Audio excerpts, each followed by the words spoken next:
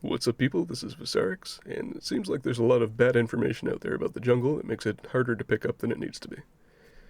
Let's get into a few of the myths that I've found while learning the role myself.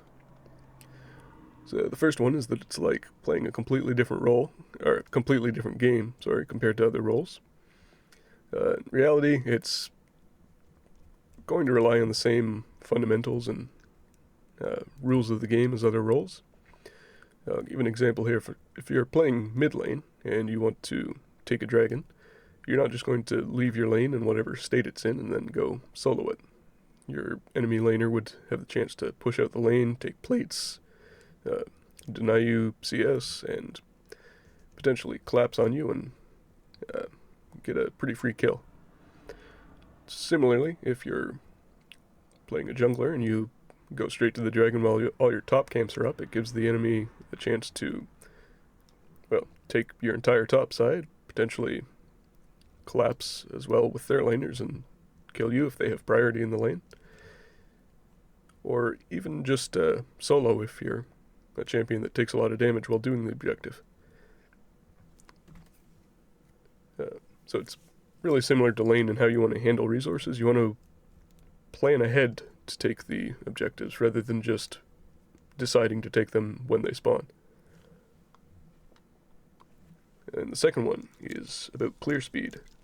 So a while ago, after seeing some Dakar videos, I tried to replicate his clear that he was doing on Rengar, and wasn't quite getting the times that he had gotten, so I recorded it and tried to see if I could get somebody to look it over and see what I was doing wrong. Most of the responses I was getting was that it really didn't matter that much, but after taking it into game, I kind of ended up coming across a pretty extreme example. After finishing my full clear and going into the enemy jungle to do some scouting, I found basically what's shown in the picture. Lee Sin, level 3, health compromised, and just getting to his wolves after clearing his red side. I'm not quite sure why his clear was that slow. It really shouldn't have been, but if you extrapolate out, if he had finished his wolves and was onto Gromp, he'd still be level 3 to my level 4. Same with if he had just been getting to his blue buff. And even aside from that, if he had cleared just, say, 10 seconds slower than me, I would still have the first move to get to Scuttle Crab, to get to any ganks, and he would be arriving second and potentially too late to stop or affect the play. So, the third thing, it's that matchups don't matter since you can just path away from the enemy jungler. So this is something that kind of comes up whenever counterpicks get talked about. Realistically, though, it's not always really going to be something that you want to do or that you have the option to do. And just as an example here, any of the jungle champions in the top row here, if they're against a champion on the bottom row, they're probably going to want to path away from them, but the champion on the bottom is going to want to know that they counter them and that they want to path towards them. So as far as actually knowing your matchups, that's important, but it's not always that cut and dry either. If, say, a Lily is playing against a Karthus, is that a situation where you want to invade, where you're pressured to invade?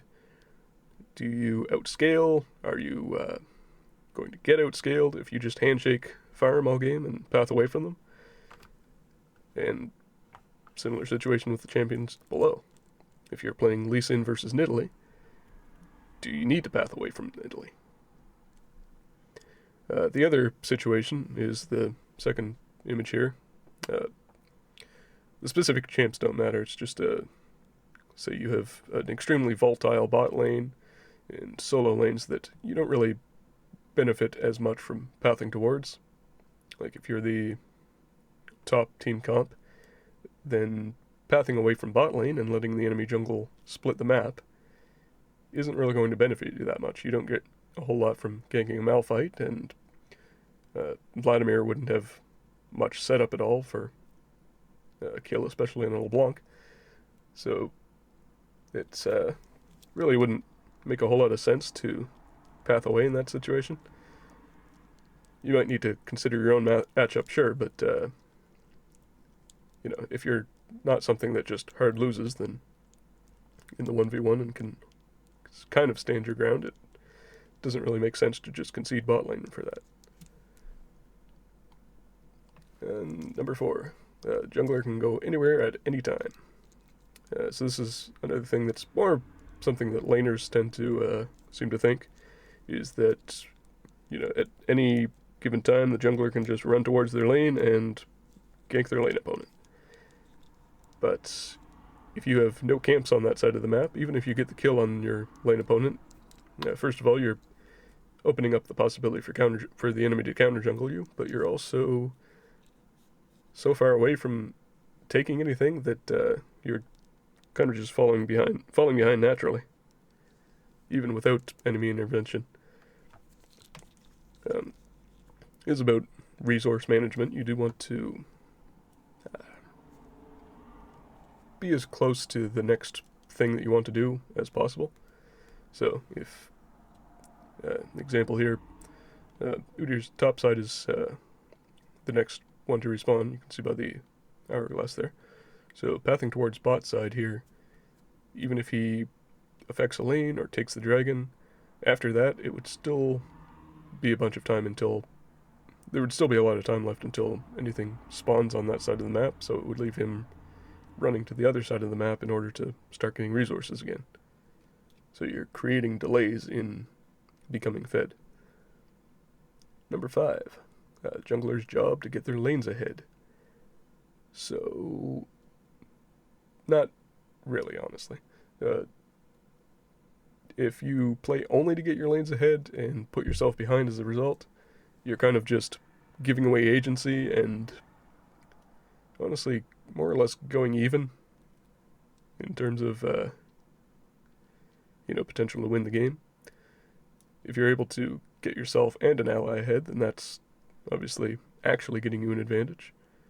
But giving up your own agency to a solo, in the hopes that a solo queue teammate is stronger and can carry, is not the most reliable strategy. So what do you do instead? So again, planning ahead so that you're clear as you moving towards whatever you want to do on the map, whether that's an objective or a gank, and then being aware of level and item spikes and playing around those. So this can be your level 6 or completing your first full item. Some junglers, it's even getting boots. A lot of AP junglers, once they get Sork shoes, they're able to, it's a decent power spike for them, and they're able to make something happen with that. And that's pretty much it. So farm camps until you have confirmed champs.